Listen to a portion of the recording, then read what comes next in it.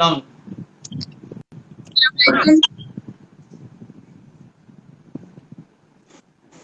Join नहीं हो पा रहा था, बहुत लोग ज्वाइन कर चुके थे तो फिर बीच में अभी चले गए।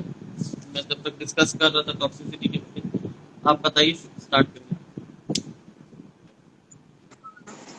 Welcome. I will discuss some cases with you, पर उससे पहले मैं बोलना चाहूंगी कि सर के हमारे एकेडमिक वेस्ट के सारे सीनियर्स में सबसे जूनियर हूं मैं। खालिद भैया, अंसार भाई, पंकज सर, राशिद भाई, तो कुछ गलती हो जाए तो सर से माफी पहले ही मांग सबसे लेती हूँ। जूनियर तो हम हैं। तुम तो बहुत छोटे हो, जब हम लोग आए थे तुम तो एकदम छोटे छोटे थे, याद है जब थर्ड ईयर हाँ, फोर्थ ईयर में हम लोग आते थे। तो तो सोचिए हम अब कितना तो यू जूनियर है, आर बताइए। हमसे तो डेली गलती हो रहा है।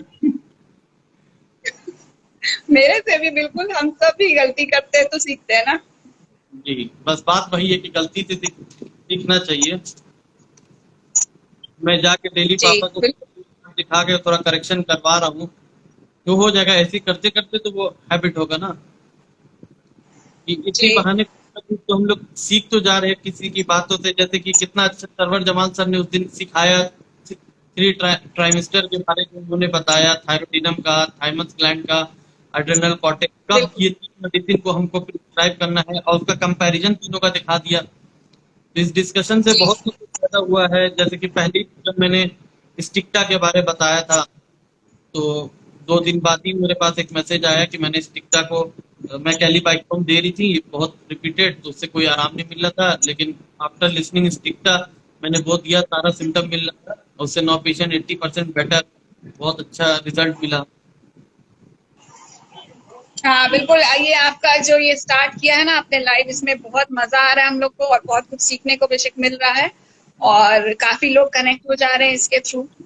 बहुत अच्छा ये लाइव का सेशन चल रहा है और ये चलता रहना चाहिए, और नए नए लोग ऐड हो इसमें, हम लोग सब अच्छा बात है। है कि हम लोग सारा प्योरिटी के बीच में रहे ना, प्योरिटी वाली बात, ऑथेंटिक वाली बात होती, तो जहाँ जो बात होगा वहाँ बिल्कुल। रिजल्ट मिल ही जाएगा। ये जो मैं बोल रहा हूँ, मेरा एज नहीं है ना, मैंने ऐसा कुछ बहुत ये किया है। मैं जो सुना हूँ, जो पापा के साथ देखा हूँ, उनकी जो बातें, उनका जो एक्सपीरियंस है, वो सारा वर्ड वर्ड मेरा रहता है, लेकिन चीज उनकी रहती है। मेरा इसमें कुछ अपना नहीं है कि मैं बहुत एक्सपीरियंस हो बिल्कुल गया, बहुत देखा हूँ, ऐसा है वैसा है, कुछ नहीं है। सर के पास जाके सर के केसेस देख देख के अपने टीम सबके भैया लोग के साथ रह के ही बहुत कुछ सीखा है, तो कॉन्फिडेंस आया ना कि केस कुछ भी हो, मतलब हाँ, कोई भी केस। मैं तो जब थर्ड ईयर में सर के पास गई तो मैंने नया स्टार्टिंग में कैंसर केसेस देखे सर के पास, तो इसी से कॉन्फिडेंस बहुत बिल्डअप हुआ है कि केस कुछ भी हो, we have to treat the patient as a whole. पहले पेशेंट के साथ हम लोग को एक अच्छा केस टेकिंग करना है, जेल होना है उसके साथ, उसको एक कॉन्फिडेंस देना है, एम्पैथाइज करना है उसके साथ, so that he should be comfortable to discuss and detail all his ailments। जितना वो हमसे खुल के शेयर करेंगे जैसे कि पूरे एक्सेसरी सर्कमस्टांसेस के हिसाब से है, जो सर भी बार बार बोलते हैं, अफोरिज्म 5, अफोरिज्म 7, जितना हम लोग अच्छे से ले सके, जितना पेशेंट को अच्छे से हम लोग क्या बोलते हैं, क्वेश्चनिंग कर सकें, जितना उससे इंफॉर्मेशन ले सके, तो बस हाफ द केस टेकिंग अच्छा हुआ था, half the work is done. और भी एक चीज सर से जो मैंने बहुत अच्छी सीखी है कि बेसिक्स पे अपने रहना, मतलब polycrest remedies, simple remedies, arnica, ignatia, staphysagria, simple simple remedies है, हमें अपना बेस स्ट्रॉन्ग करना है। पॉलीक्रेस्ट रेमेडीज को इतने अच्छे से पढ़ना है कि हम, वो पेशेंट आए तो हम पहचान सके कि ये सीपिया आ रहा है, ये इग्नेशिया आ रहा है, तो इतना हम लोग उसको आर पार देख सके, इतना स्ट्रॉन्ग हमारी अंडरस्टैंडिंग हो जाए, तो मुझे नहीं लगता कि कोई भी केस सॉल्व करना मुश्किल है फिर। और जो नए नए आते हैं जैसे स्टूडेंट्स, उनको लगता है कि कितना मटेरियल टफ है मेमोराइज करना या फिर केस टेकिंग करना, तो अगर हम लोग अपने basic principles, material, Organon philosophy, जो बेसिक हमारा कोर्स है बीएचएमएस का, अगर उसको ही अच्छे से पढ़ ले और अच्छे से अपने पॉलीक्रेस्ट को समझ ले, तो मुझे नहीं लगता कि मुश्किल होती है इतनी। बेशक एक गुरु, एक गाइडेंस भी चाहिए होता है, जो जो मजा आता है फिर वो जो हमने बुक्स में पढ़ा है उसको प्रैक्टिकली देखने का, सीखने का। फिर ही हम उसको इम्प्लीमेंट कर पाते हैं ना अपनी प्रैक्टिस लाइफ में।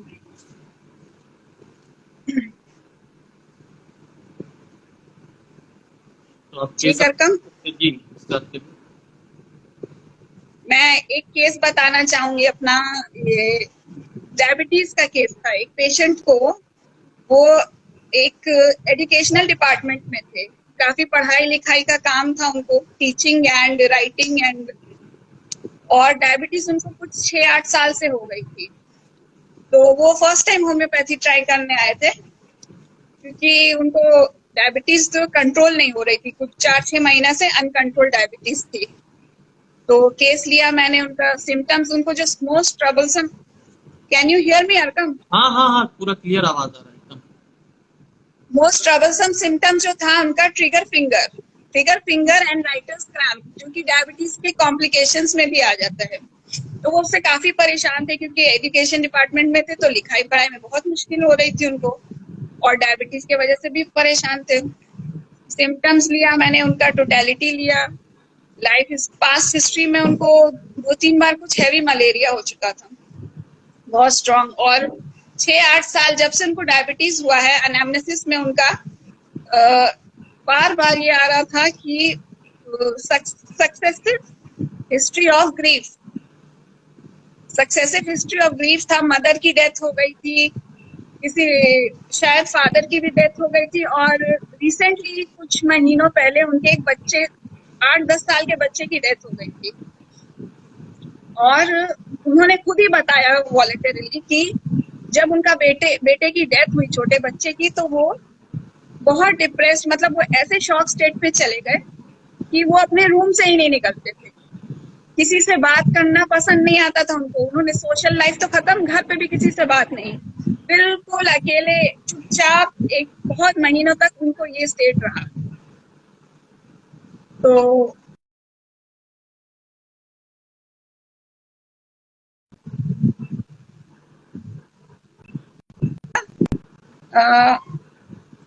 क्या था, is listless apathetic indifferent to the affairs of life, bold में है वो। तो क्योंकि ग्रीफ, सक्सेसिव ग्रीफ का था एपिसोड, तो उन्होंने खुद ही ये बताया कि उनको बहुत, ये क्या बोलते हैं, इसमें बहुत अच्छे से एक्सप्लेन है नैश थेराप्यूटिक्स में कि इग्नेशिया क्यों नहीं, ग्रीफ में क्यों एसिड फॉस ही दे रहे हैं हम लोग, ना उसमें इग्नेशिया का नर्वस ट्विचिंग्स है, ना बाकी जो हम लोग इग्नेशिया को देख के जैसे पहचानते हैं।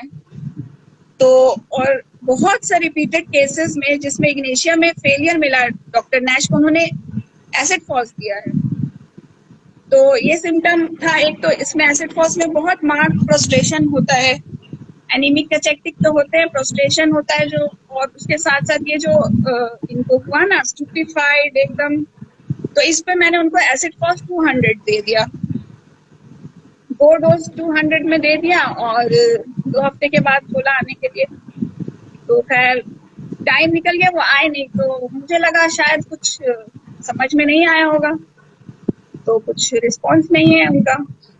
तो कुछ 1-1.5 महीने बाद उन्होंने कॉल किया, अब्बू को कॉल किया कि आपके इससे मेडिसिन से मुझे बहुत आराम मिला है सिम्टम्स में, तो मैं बहुत बेटर हूँ, पहले से गांव चला गया था इसलिए आ नहीं पाया, तो अब मैं फिर से आऊंगा, फॉलोअप कंप्लीट करूंगा। तो फिर मतलब मुझे ये बहुत अच्छा लगा ये केस, कि काफी उनके कॉम्प्लिकेटेड सिम्टम्स थे, बट केस टेकिंग क्योंकि जब मैं उनको केस टेकिंग कर रही थी, तो क्या नाम है, वो पूछ रहे थे ये सब भी बताना होगा, मतलब ये मेंटल सिम्टम्स, मतलब मैंने पूछा आपका मिजाज कैसा है, कॉन्सोलेशन, एग्रावेट्स वगैरह, ये सब जब पूछा, बोले ये सब क्यों बताना होता है।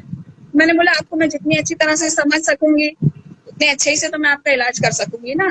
होम्योपैथी में एज अ होल पेशेंट को ट्रीट करते हैं, क्योंकि बहुत से लोग जो होम्योपैथी में न्यू आते हैं वो समझ ही नहीं पाते हैं कि ये तो मेरे उंगली में दर्द है, हाथ में दर्द तकलीफ है, ये कहाँ मुझे पूछ रही है कि मुझे दुख क्यों लगा, सदमा क्यों लगा, या फिर कोई भी ऐसा इमोशनल सिम्टम या जनरलिटीज का सिम्टम पेशेंट जल्दी समझ नहीं पाते।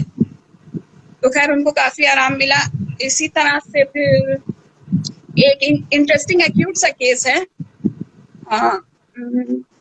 पेशेंट को हिस्ट्री ऑफ एनल फिशर था, तो वो बहुत उनके यंग एज में हुआ था, उनको कुछ ब्लीडिंग वगैरह नहीं होती थी, तो वो मैनेजमेंट से उनको ठीक हो गया था। आफ्टर सो मेनी इयर्स वो बोल रहे थे कि मुझे फिर से ये एनल फिशर का प्रॉब्लम हो रहा है, तो उसके लिए कंसल्ट करना है। तो मैंने बोला ठीक है, बताइए सिम्टम्स क्या है।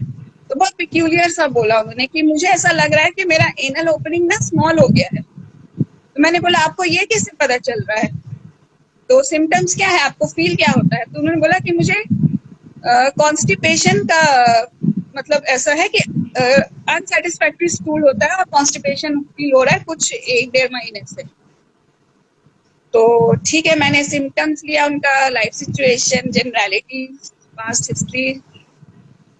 जनरलिटीज में जब मैंने पूछा डिजायर में क्या है, पसंद क्या है गोश्त, अंडा, मछली में, तो एकदम से वीडियो कॉल पे ही किया था, तो बोल रहे हैं कि एग के नाम से एकदम से, जैसे कि सर बोलते हैं वॉच करो, तो एग के नाम से एकदम फेस सलाइवेशन और फेस लिट अप हो गया।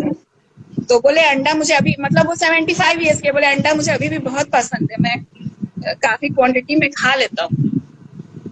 ठीक है, तो बचपन में उनको अभी भी टेंडेंसी था बचपन से अभी तक कि सेंसिटिव टू कोल्ड थे बहुत, CS टू कोल्ड था उनका, और टॉन्सिलाइटिस रिकरेंट होता था बचपन में, और फैमिली हिस्ट्री में भी ट्यूबरकुलर और एस्मेटिक बैकग्राउंड था। तो जब उन्होंने बॉइल्ड एग या एग के डिजायर पे इतना ऐसा रिएक्शन दिया, तो मैंने खट से उनको पूछा स्टूल का कैरेक्टर क्या है उनका, मतलब जो कॉन्स्टिपेशन हो रहा है तो स्टूल कैसा होता है। हाँ, तो बोले कि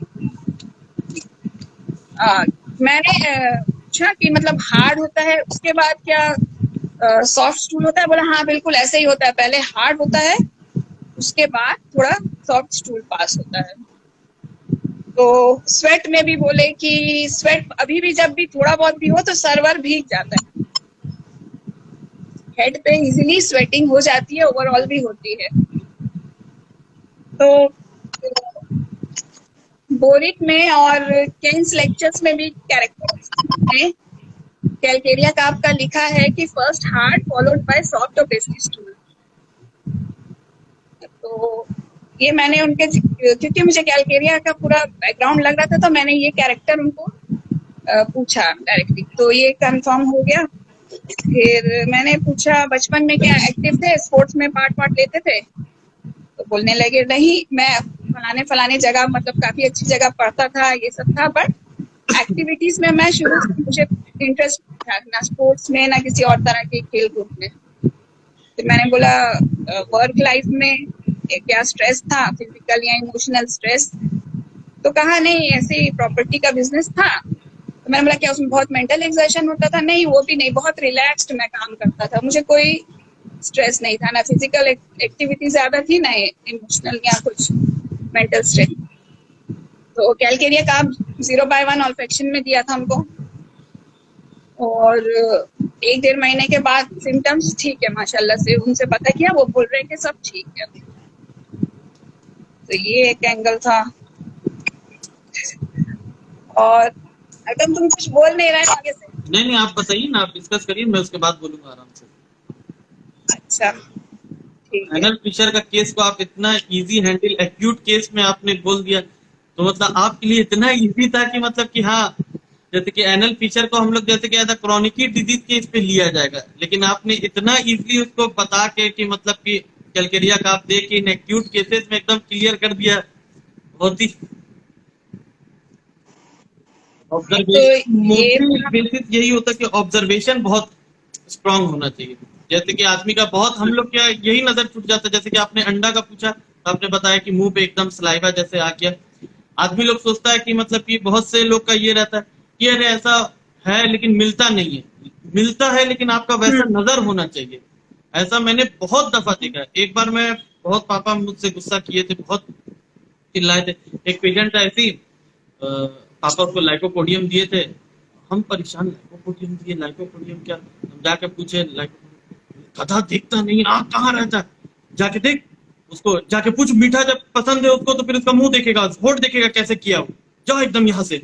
अब डायरेक्ट जाकर पेशेंट से नहीं बिल्कुल। पूछ सकते थे कि मीठा पसंद है कि नहीं, तो हम घुमाए ये तकलीफ ऐसा वैसा ये वो पूरा बहाना करते करते पूरा हमने मीठा आपको कैसा पसंद है, मीठा आपको पसंद है, हाँ मीठा बहुत पसंद है। ये जो किया हम बोले कि वाकई में, तो वो जब पेशेंट जब बोले एक एक वर्ड, जब सिम्टम बताए तो पूरा नजर उस पर रहना चाहिए। आप पहले पूछ लो, उस पर नजर रखो, उसके बाद अपना नोट डाउन कर लो। लेकिन पूछते पूछते जैसे हम लोग का हैबिट होता है, हाँ अंडा पसंद है, अच्छा एक पसंद है, तो ये ऐसे नहीं। पेशेंट को ऑब्जर्वेशन नजर होना चाहिए, ये पकड़ का। जैसे कि आपने अंडा वाला जो बताया, तो लोग सोचते हैं कि मिलता नहीं है, ऐसा आदमी बोल देता है कि बहुत ऐसा नहीं। अगर वो कैलकेरिया काफ है तो अंडा सुन के उसके होठ पे पानी आएगा ही आएगा, अगर वो बिल्कुल। हाँ, अगर वो टिपिकल कैलकेरिया काफ है। हाँ, तो मतलब इतना डिटेल मैंने उनका केस टेकिंग लिया कि फिर एंड में वो बहुत खुश हो गए कि आपने मुझे बहुत टाइम दिया, आपने बहुत अच्छे से समझा मेरे केस को। तो मैंने बोला यही तो हमारा एक होम्योपैथ में यही हमारा काम है कि जितना अच्छे से हो सके पेशेंट को पहचान सके, उसके सिम्टम्स को निकाल सके। तो अच्छा केस हो गया ये। उसके बाद एक स्किन प्रॉब्लम था, ये भी एक छोटा सा एक्यूट सा केस है। ये एक कश्मीर का पेशेंट था, तो वो मेरे पास अर्टिकेरिया का सिम्टम्स लेके आया। हैंड वैंड में था कुछ डिस्कलरेशन जैसा, बहुत ही बोल रहा था रिसेंटली हो गया। अब लैंग्वेज प्रॉब्लम भी था, मैं उसको बहुत पर्सनल या मॉडलिटीज भी नहीं बता पा रहा था कि ठंडे से गर्म से किससे आराम मिल रहा है, ना उसके पास हिस्ट्री में कुछ निकल पा रहा है, ना जनरलिटीज में, मतलब एकदम वन साइडेड जैसे कुछ समझ। बस एक बात है, वो बार बार बोल रहा था एसिडिटी बहुत होती है, एसिडिटी बहुत होती है मुझे। तो फिर मैंने फाइनली उसका टंग देखा, टंग में येलोइश कोटिंग था, तो मैंने उसको नाइट्रम फॉस दे दिया। नेक्स्ट 2 वीक के बाद आया, पूरा साफ हो गया उसका स्किन प्रॉब्लम्स। ये एक पूरा एज अ क्या बोलते हैं जनरलिटीज या as a whole constitutional cover नहीं हुआ था, बट मुझे इसका रिजल्ट बहुत अच्छा लगा कि जनरली नाइट्रम फॉस हम लोग एसिडिटी में ही देते हैं, but as a concomitant skin problems में इतना अच्छा उसको रिलीफ मिला, तो अच्छा लगा देख के।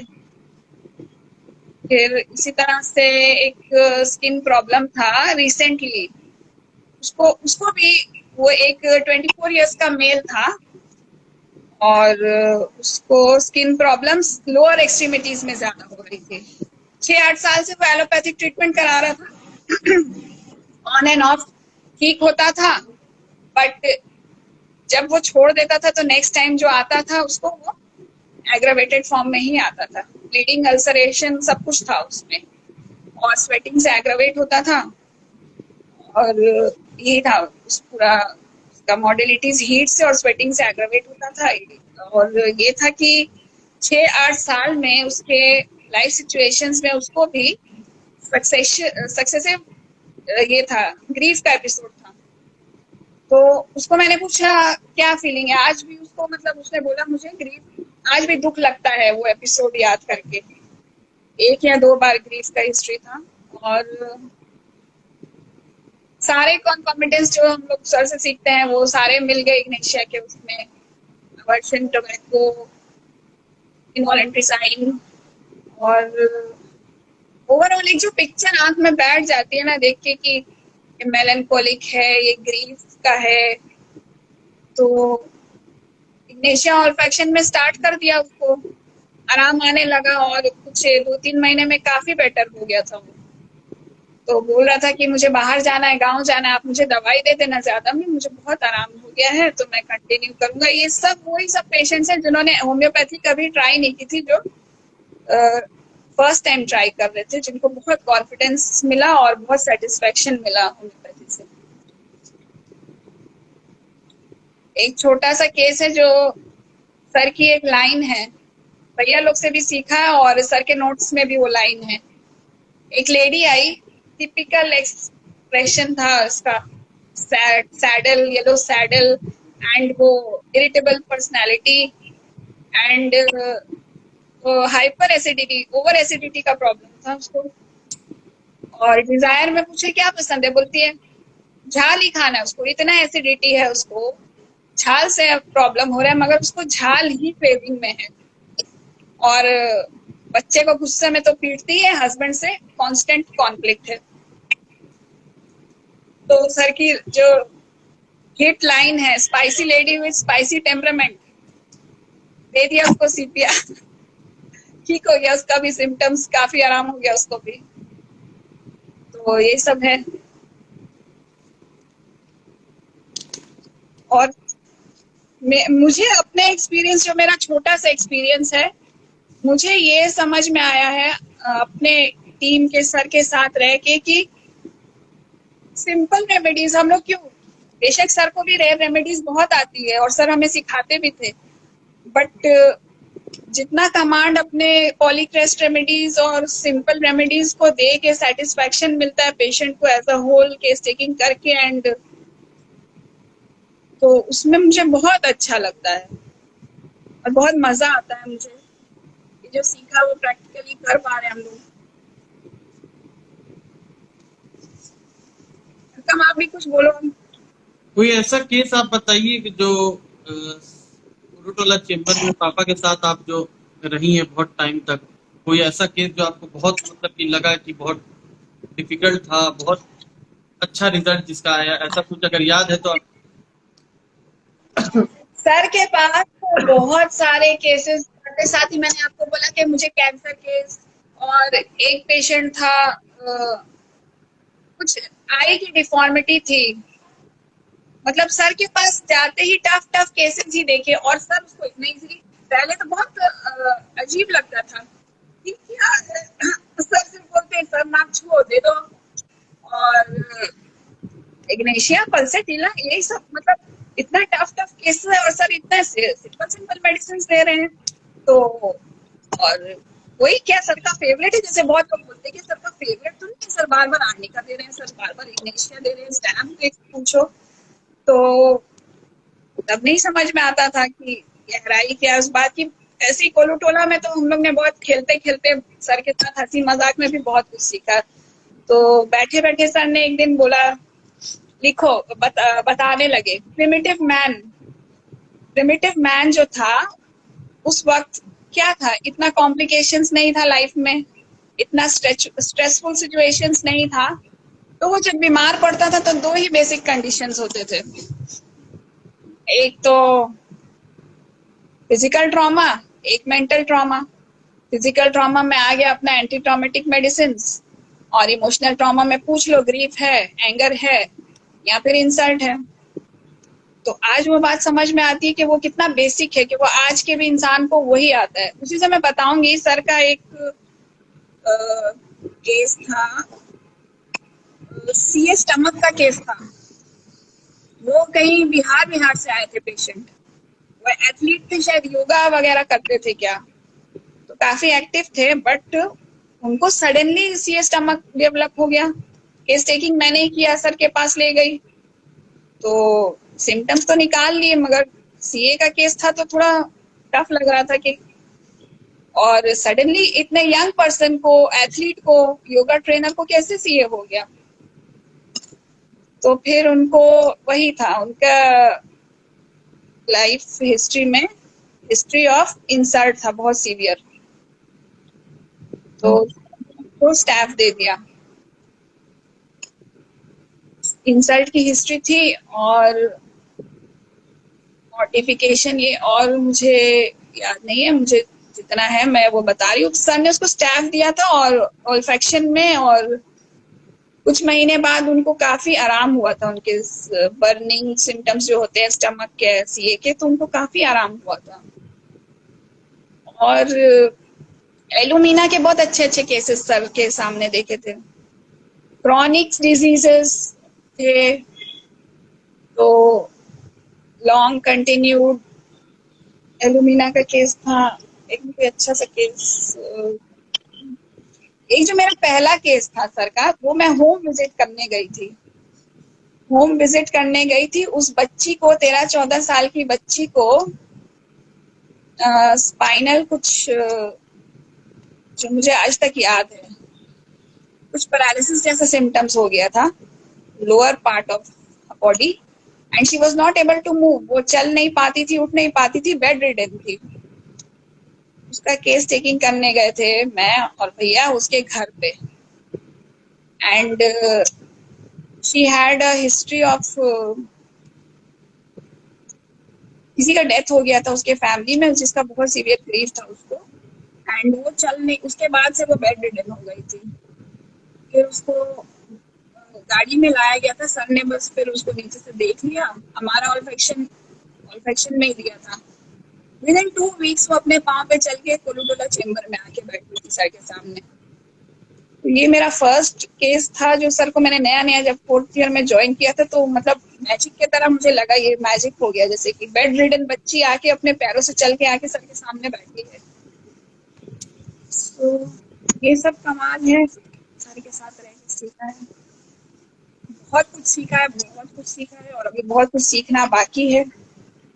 अल्लाह हम लोग को वो मौका दे कि हालात भी अच्छे हो कि हम लोग आ सके सर के पास, सीख सके, और सर के पास जो नॉलेज है उसका तो कुछ कतरे ही पड़ जाएंगे पे, तो बहुत है ना।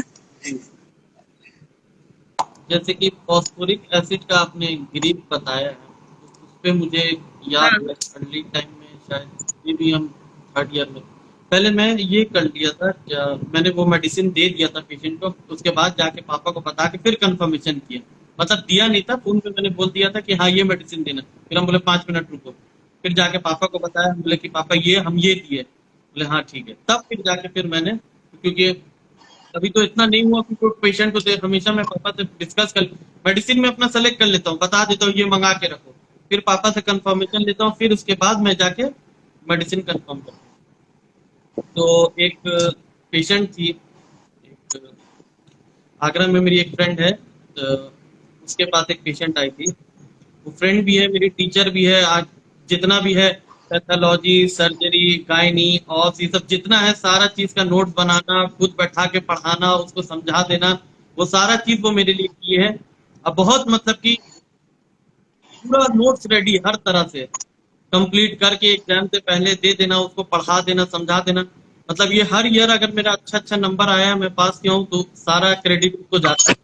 तो उसने फोन किया, उसके कोई जानने वाला था, कोई आया था, तो उसने बताया कि एक लेडी है, उसको यूट्राइन का कोई प्रॉब्लम था, ब्लीडिंग ब्लीडिंग बहुत होता था, ऐसा वैसा ये वो था, ये देखा, ऐसा हुआ वैसा हुआ, उसका ग्रीफ बहुत, उसका हस्बैंड के मरने के बाद उसको बहुत ग्रीफ है, ऐसा वैसा, तो मैं इग्निशिया दे दूं, तो मैंने कहा कि इनवॉलेंट्री साई है कि नहीं, तो बोली इनवॉलेंट्री साई कैसा कैसा, मतलब हम समझेंगे, तो हम बोले कि देखना उसको उसका दुख क्या दिलाओ, उसके बाद देखो अगर वो ऐसे अगर लंबा सांस लेती है कि नहीं, तो उसको मैंने बताया ऐसा बहुत लंबा सांस खींच के अगर लेती है वो जाके देखो, तो उसने बोला ऐसा था आपका हस्बैंड, तो ऐसा इनवॉलेंट्री साई उसको मिला नहीं, तो बोली नहीं ऐसा कुछ है नहीं, तो मिला नहीं। उसके बाद मैंने कुछ और कैसा उसका, तो बोले कि हाँ पहले बहुत वो सज धज के रहती थी, बहुत मतलब तैयार रहती थी, ऐसा वैसा, अब मतलब उसको वो सब शौक नहीं रहा,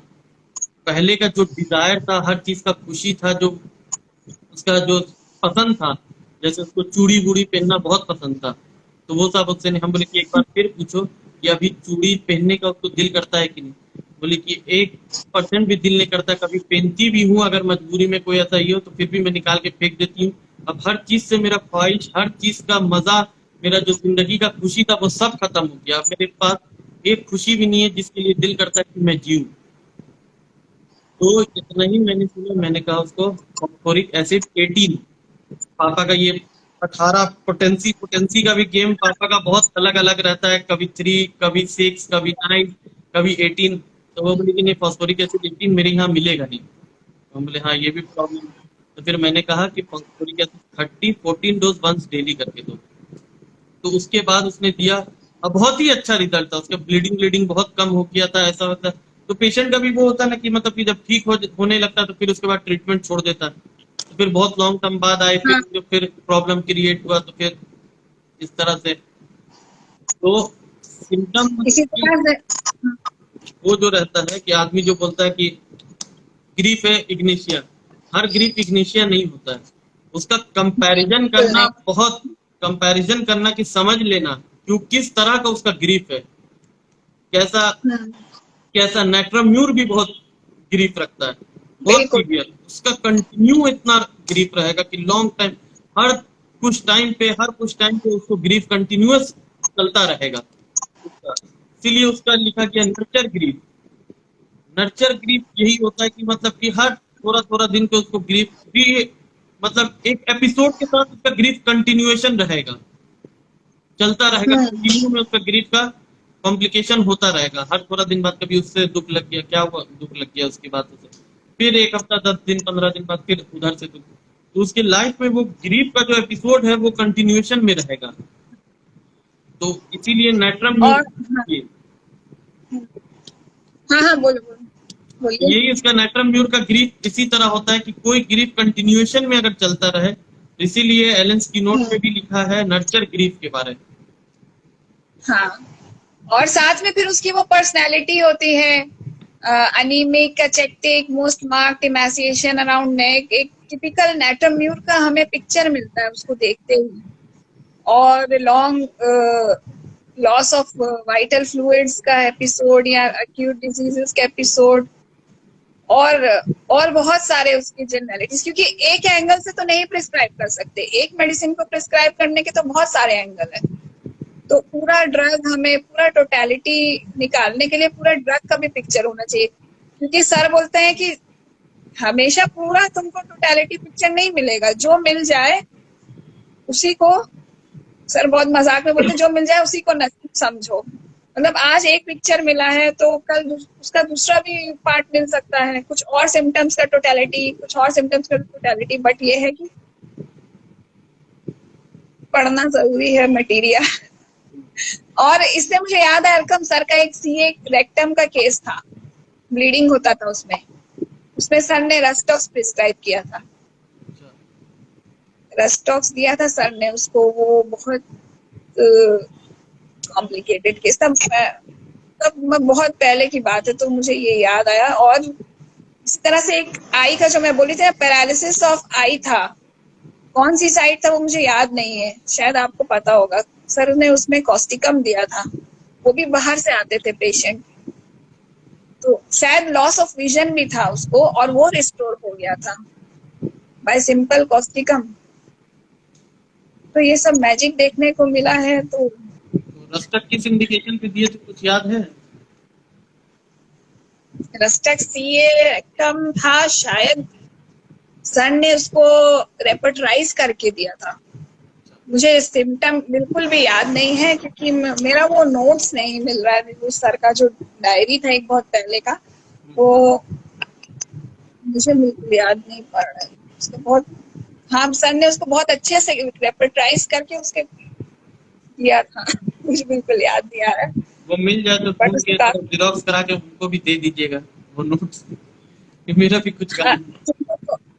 मेरे सर को पता है, मेरे ये क्या बोलते हैं, एजुकेशनल लाइफ में बहुत सेटबैक्स आए, बहुत सा अटक के मैं आगे गई। तो मेरे नोट्स कुछ कहीं पे हैं जिनको मैं अभी भी चाह रही हूँ कि मुझे वापस जुगाड़ हो जाए, तो जरूर मैं उसका एक शेयर अच्छे से बना के दूंगी।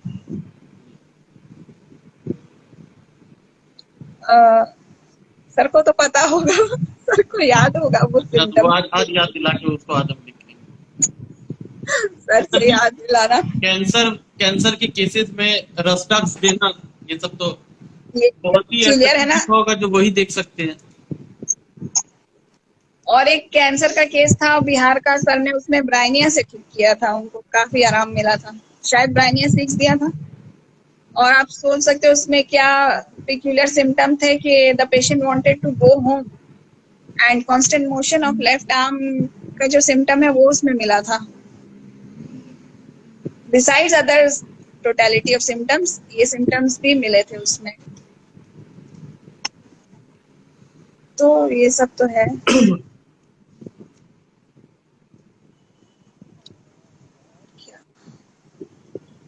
और कुछ ऐसा जो आपको याद आता हो? एक बच्चे का केस था, ADHD का केस था, मेडिसिन मेरे दिमाग से निकल गई थी इसलिए मैं बता नहीं रही थी वो क्या था। वो रात को माँ बाप को परेशान करता था, इंटेलेक्चुअल थे उसके माँ बाप, तो उनको बहुत सर ने बताया था कि ये ऐसे इंटेलेक्चुअल माँ बाप को ही ज्यादातर ऐसे बच्चे होते हैं, तो वो बहुत मतलब किसी तरह का रिवेंज लेता हो या ऐसा कुछ था इमोशनली कि वो माँ बाप को रात को सोने नहीं देता था, रात भर एक्टिविटीज करना और परेशान करना। सर ने उसमें दिया था डब्लू से एक ड्रग है बोरिक का, देख के बताती हूँ। आपको कुछ पता है रकम इस बारे में? नहीं नहीं पता है, केस हमको सुना सुना लग रहा है, मुझे भी मेडिसिन का नाम थोड़ा ये हो रहा है। एक रेयर मेडिसिन था जो वो हाँ रात को सोने नहीं देता था, रेयर मेडिसिन ही था। और वो रात में उठा के जगा के खिलाता था, वो माँ बाप को बोलता था खेलो मेरे साथ, ऐसा केस था। एक्चुअली मैं रिवाइंड करने का कोशिश करी, वो बहुत सर काफी यूज कर चुके हैं वो मेडिसिन, बट मेरे हाँ ये भी दिमाग है में कि नहीं आ रहा काफी है यूज वो। कर चुके हैं, वो दिमाग में थोड़ा भी। और थूजा फिर सर ने उसको कंटिन्यू किया था, बट स्टार्टिंग में उसको वो सिम्टम्स रिलीफ हुआ था उससे। तो मैं फोन जैसे कि मैं यहाँ पे बताऊंगी अभी मैं। पूछा था पीसीओडी के लिए कोई मेडिसिन, मेडिसिन कोई पर्टिकुलरली कुछ हाँ, मरीज के लिए नहीं होता है, नॉर्मल या तो कॉन्स्टिट्यूशनल। मेरा भी एक फ्रेंड का था, पीसीओडी था, मैंने स्टेप्सिकेरिया से ठीक किया था। स्टेप्स उसको बहुत इजीली इंसल्ट हो जाता था, बहुत।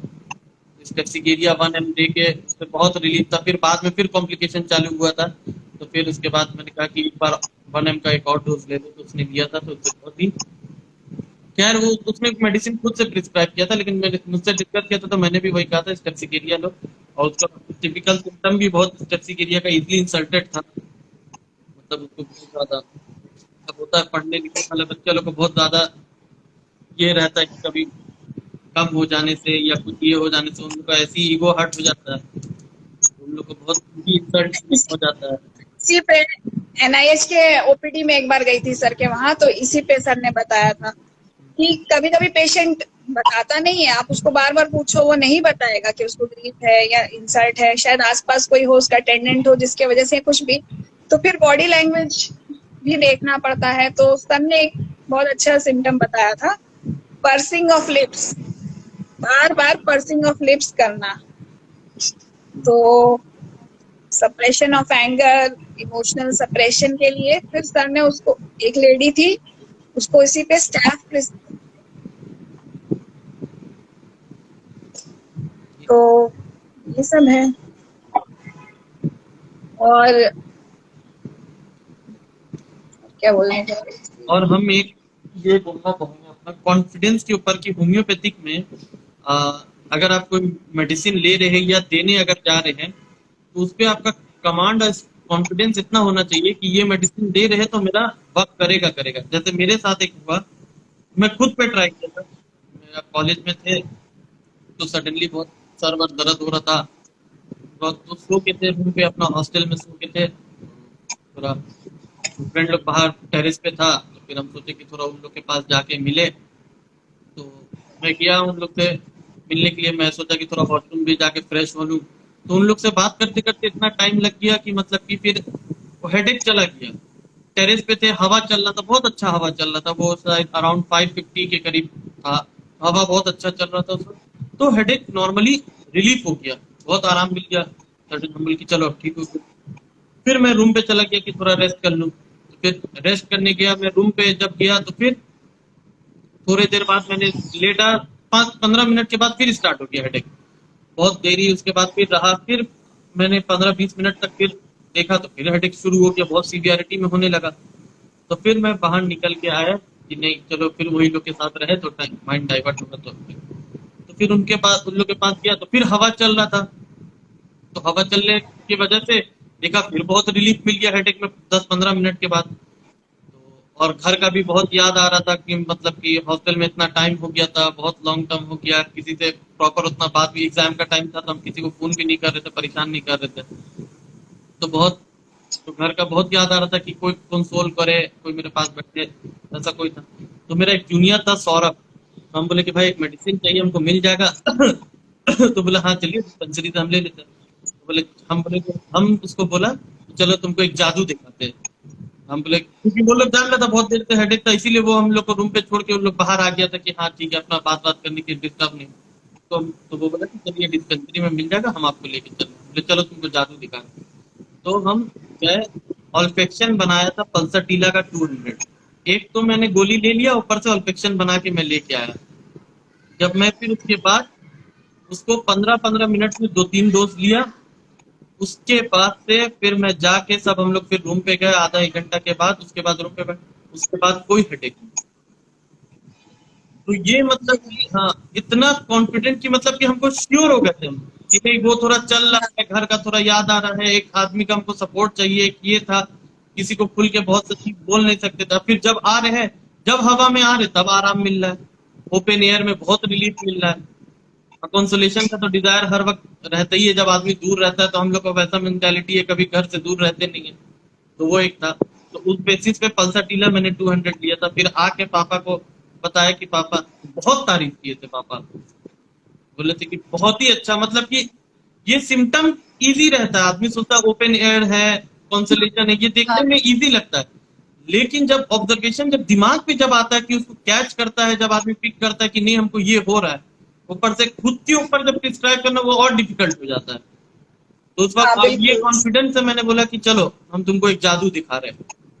तो उसको लेके गया, उसके बाद आके देखा कि वाकई में रिलीफ। और रात में मैंने उसको कहा, बोले क्या बोले थे कि तो जादू दिखा। ना आपको तो आता ही है, आपको मालूम ही है ये।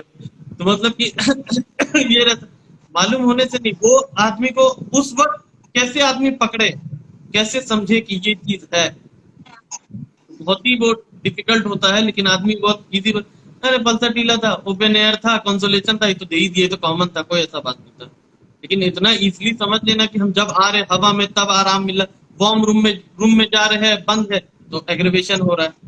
तो इस चीज को समझना बहुत, उस टाइम आदमी बहुत जब ठीक हो जाता है तो वो लगता है हाँ ये तो पल्सर सिंपल केस था, तो ये तो ठीक होना है। बट जब जब बीमार कोई पेशेंट हो या खुद किसी को भी ऑब्जर्व करना हो, और ये बेसिक सिंपल सिम्टम्स निकालने में भी हम लोग कंफ्यूज हो जाते हैं। बहुत हम लोग बीमारी देख के घबरा जाते हैं, पता नहीं इसको क्या हो गया, क्या देना है। अगर हम लोग उस टाइम सिम्टम्स को सही से ऑब्जर्व करें तो फिर वही होता है, वही अपने सिंपल मेडिसिन ही जादू दिखाते हैं।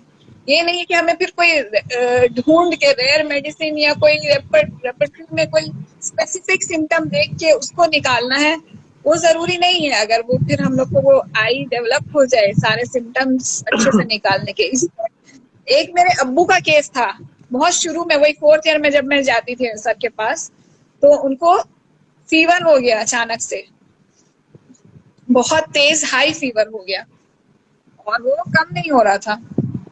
सर ने पूछा क्या हुआ था, कोई ऐसी बात हुई थी?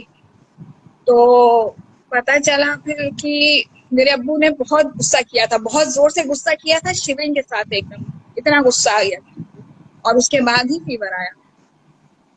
तो सर ने बोला कैमोमिला LM1 खाने में 1-1 घंटे में दे दो। हाई टेम्परेचर था और आस्ते आस्ते वो सबसाइड हो गया। फिर सर ने बोला गैप बढ़ा दो। फिर बाद में सर ने बताया कि ये जो सिम्टम्स, जिस तरह से ये फीवर डेवलप हुआ, ये मेनिंजाइटिस की तरफ जा रहा था, तो इसको सिंपल कैमोमिला से हमने इसको ठीक कर दिया। सर के अपने अब्बू के केसेस ही और सिम्टम्स सर के साथ डील करके ही मुझे बहुत कॉन्फिडेंस हुआ। मेरी आधी पढ़ाई वही हो गई है, रीनल डिजीज, रेस्पिरेटरी डिजीज। अब डायलिसिस में उनके सिम्टम्स पे सर के सजेशंस और सर के मेडिसिन, तो उससे भी मुझे बहुत कॉन्फिडेंस मिला है कि इतना टफ सिम्टम्स को सर इतना इजीली आराम से सर ने सॉल्व कर दिया। तो ये भी है। अब बताइए, उतने एज में आदमी को कैमोमिला कोई सोच भी वहां नहीं सकता है। ऐसा कैमोमिला पापा बहुत बिल्कुल। बहुत यंग 30 साल, 40 साल, 45 साल, ऐसे ऐसे लोगों को इस एज में मैंने देखा कि कैमोमिला प्रिस्क्राइब करते हुए।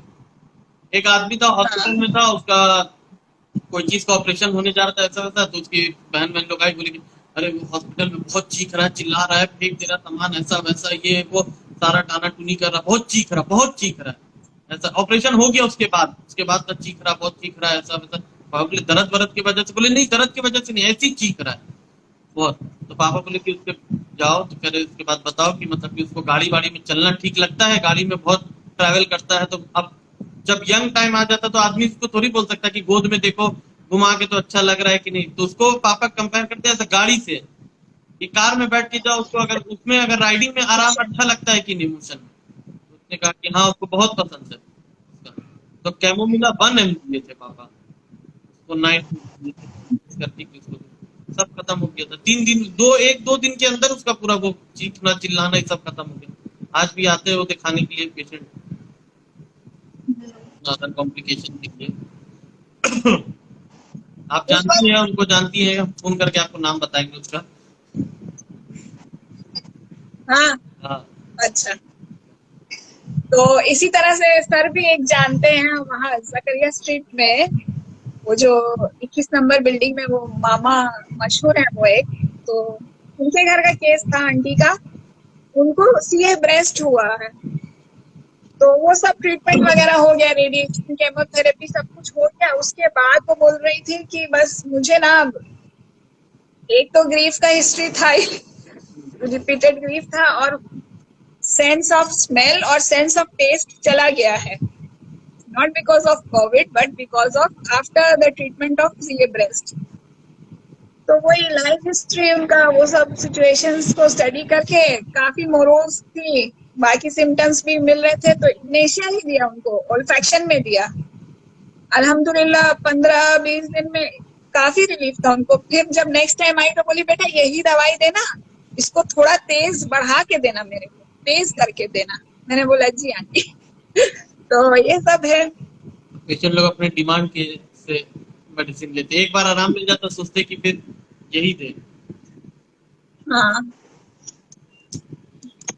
इसलिए अब हम लोग सोचे कि थोड़ा कल जीशान भाई को हम बुलाए हैं 5 बजे तो सेशन के लिए इंस्टाग्राम पे, तो ऑर्गेनिन के ऊपर भी हम लोग सोचे कि थोड़ा कि मतलब वे ऑफ कैसे हम लोग ट्रीटमेंट करें, तो वो थोड़ा गाइडलाइन ऑर्गेनिन से भी हम लोग अगर देख सकते, उनका ऑर्गेनिन बहुत ही अच्छा है। ये से हम जरूर भी है ऑर्गेनॉन। ऑर्गेनॉन की नॉलेज जितना हम लोग, जितना उसको अच्छे से पढ़ सके समझ सके, तभी हमारा कॉन्फिडेंस आता है medicine selection, case taking as well as potency, सब चीजों में। अब कितना कुछ सर से सीखा है, एलेम्पोटेंसी ऑल्फैक्शन, ये कहाँ हर किसी को कहाँ पता है, कहाँ कहाँ पे मेंशन है ऑर्गेनॉन में, कहाँ कैसे पढ़ना है, तो ये सब भी तो जरूरी है। तो ठीक, आज हम लोग तब यहीं कंप्लीट करते हैं, 1 घंटा या ठीक है, नेक्स्ट। ओके, अल्लाह हाफिज।